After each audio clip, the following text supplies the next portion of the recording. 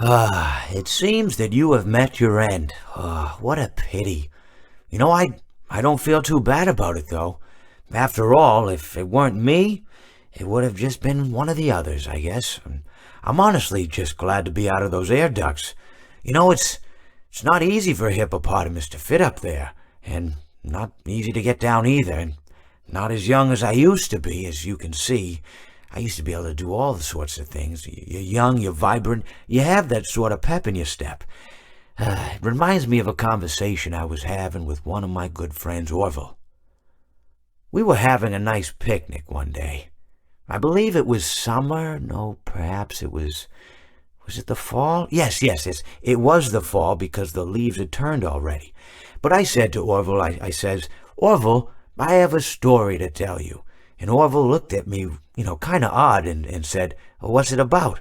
I said to him, not every story has to be about something, Orville. Sometimes a person just wants to talk. Why does everything have to be a story? I said to him.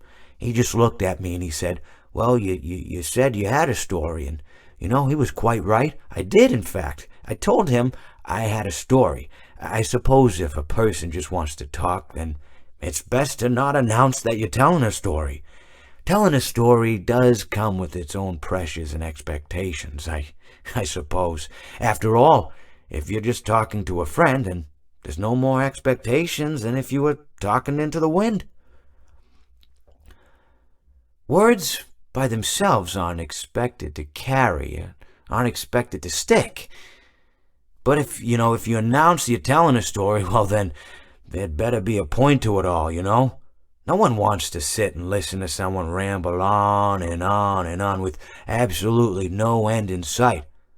So, it's good to be mindful that when you tell someone that you're about to tell a story, that you have something to say.